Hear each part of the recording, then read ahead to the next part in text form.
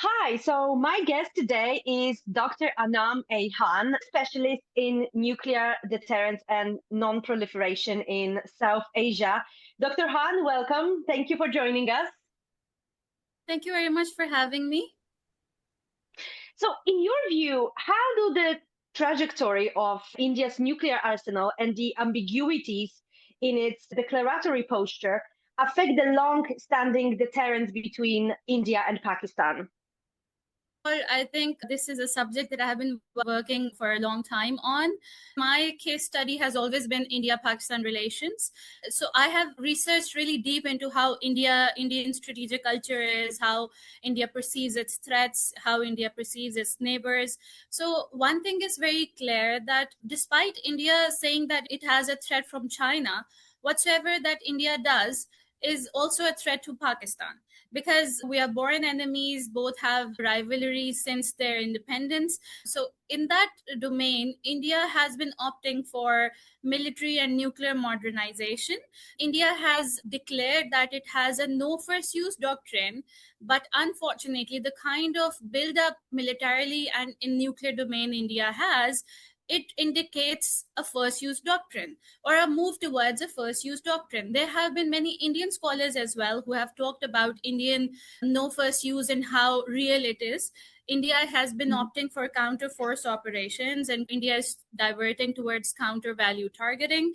So, all these Indian developments put the onus of stress on deterrent stability on Pakistan because then Pakistan has to balance the equation. But there's a catch. Pakistan is not that much economically strong than India. India is a bigger country. Pakistan is not that big of a country. So we do not have that much of money to put into defense and all. So Pakistan has to be very careful in making sure that it does not get into an arms race while neutralizing the threat. So how does deterrence work between India and Pakistan?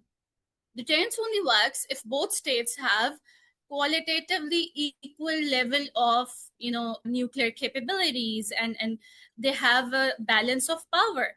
But between India and Pakistan, I'm not so sure for how long will this balance of power remain because deterrent stability between India and Pakistan is very fragile. So Pakistan has seen India as a threat since 1947. We fought so many wars, we had so many crises and conflicts that happened between India and Pakistan. So we have this trust deficit at play despite the fact that in the past that we had some confidence building measures, we had some dialogue. Unfortunately, since 2011 or 12, Pakistan and India did not have a strategic dialogue to talk on these matters. And the bone of contention between India and Pakistan is not just the nuclear modernization. It is also, the bone of contention is also the issue of Kashmir. Unless the Kashmir issue is not resolved, I don't think that the relationship between two countries would go towards any kind of positivity. And do you think that the risk of nuclear miscalculation has risen over the past year or so? Actually, it is rising way more than even the Western scholars anticipate. Why am I saying it? In the past, interestingly, in their past, there was a lot of hue and cry that Pakistan is building the intercontinental ballistic missiles, the long range missiles. But then I was in Australia, I was in Geneva, I went to Spain, and I talked to a few people who work on strategy and even the officials, and we discussed. And for such a capability you need some kind of credibility, you need some kind of military capability that reflects such kind of ambition. So Pakistan does not have any kind of criteria through which you can say that Pakistan is opting for intercontinental ballistic missiles. But on the other hand, because India wants to be a greater power, India wants to be a major, bigger power, India does not want to remain just a middle power. It has global ambitions. So India has opted for intercontinental ballistic missiles, and they are extending the range of 8,000 and beyond. So the kind of missile capabilities that India has, it's not just about them. It is also about the ballistic missile defense that India has. India has opted for doctrines like Cold Start Doctrine, in which India wanted to enter Pakistan within 92 hours frame window, attack Pakistan from within, and go back. So to counter that, we have to understand that Pakistan does not have a proper, an equal conventional capability. We are conventionally asymmetric to India. So to counter that, what Pakistan came up with were the tactical nuclear weapons, Nasr nuclear weapons. But these tactical nuclear weapons are still under centralized command. Pakistan's all inventory of nuclear missiles is under the National Command Authority, which is headed by the Prime Minister. So they're under civilian command, and they are not delegated. But overall, if you look at India-Pakistan equation, I would still say that for how long can Pakistan continue to counter India, and for how long can Pakistan continue to match India qualitatively, even because of so many, there are so many relationships militarily that India has. India opted for sort of deals with other countries which are out there in public, defense deals, nuclear deals, and other kind of deals, because of which India is acquiring the technology, but Pakistan does not have it, right? So in an adversarial relationship, if one country has something and the other country does not, the other country would think of it as a threat, that capability, because it can be used against them. And when it can be used against them, there is a security dilemma at play. And then when there's security dilemma, your deterrence equation becomes further fragile, that I like the way I already talked about.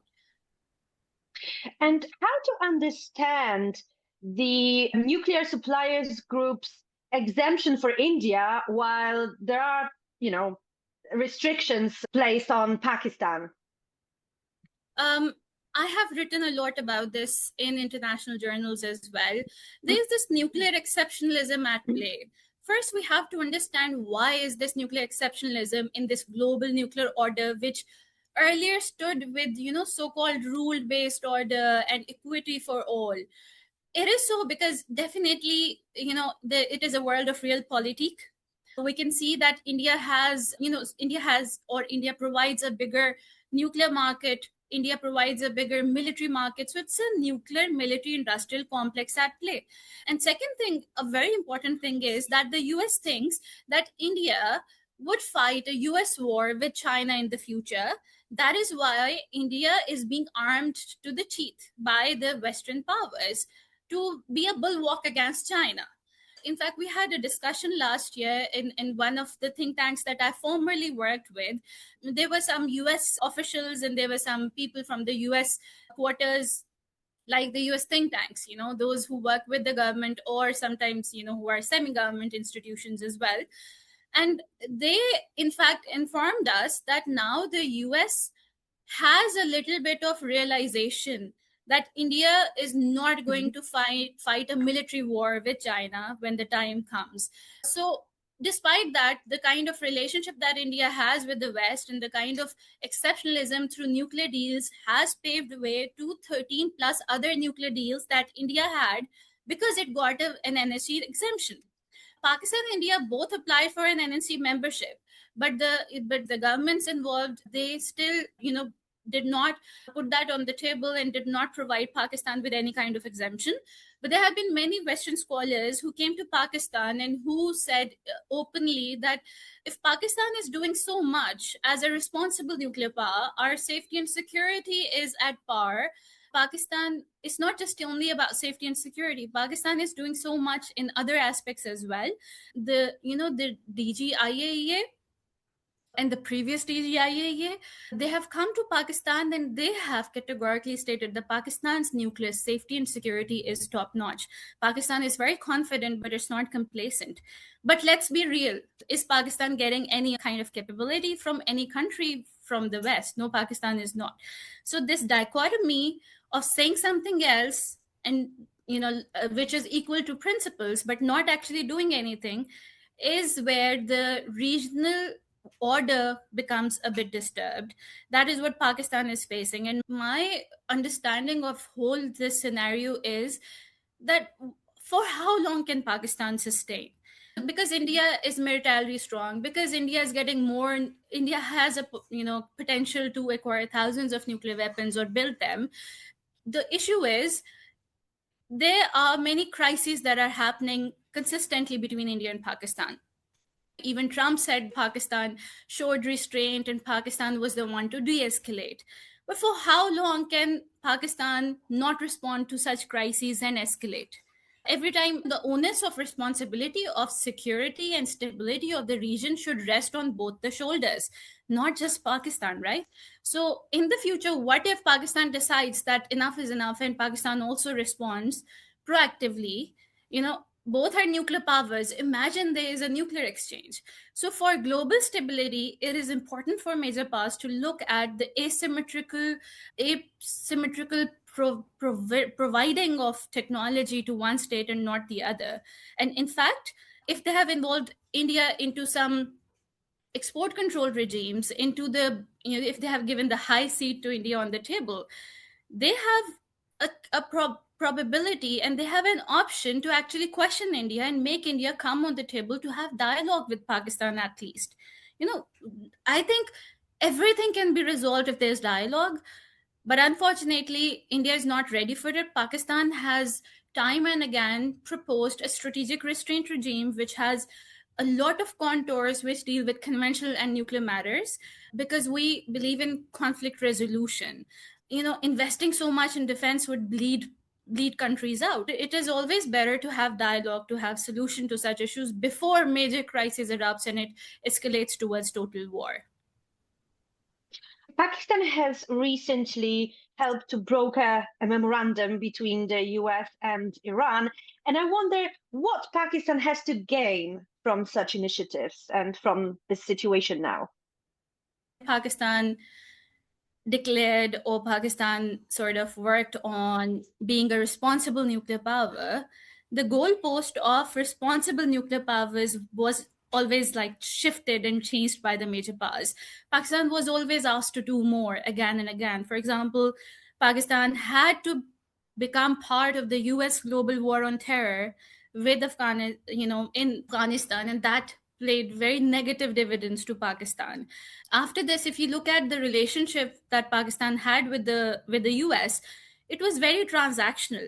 But I think the good thing about Pakistan was it did not get into any camp like the blocs that are there internationally, Russian, US, or Chinese bloc. Pakistan has, it was very tricky, but Pakistan has very successfully bartered a very, long-sighted approach by not getting into any camps.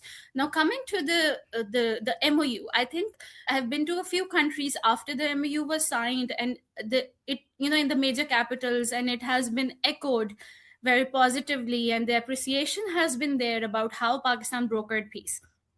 Now, to get the dividends out of it, Pakistan would have to work on, there's a very small window, because let's see after 60 days, what does it hold? Does the MOU hold? Does it not?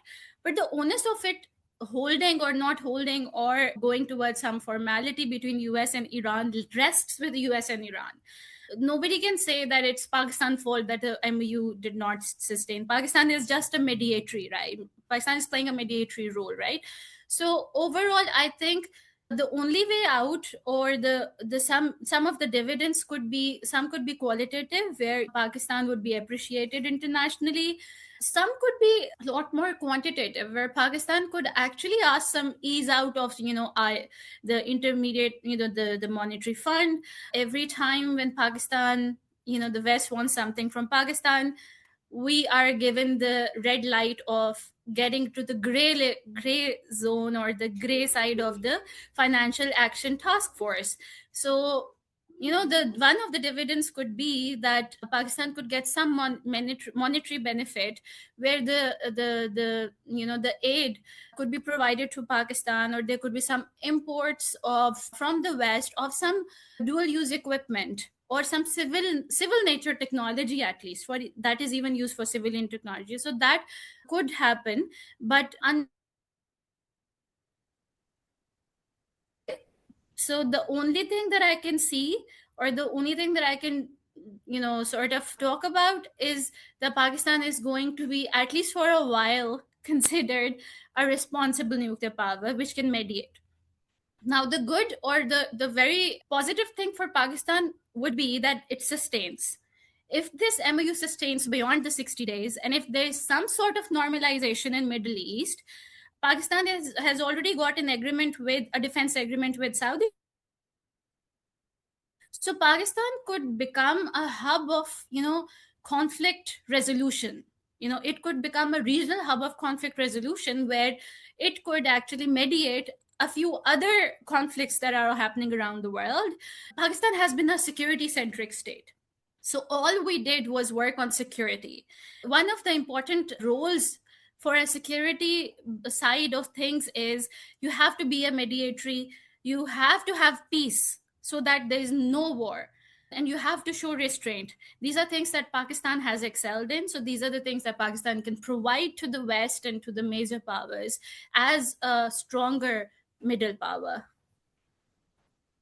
Okay, thank you, Dr. Han. It was a pleasure. Thank you so much.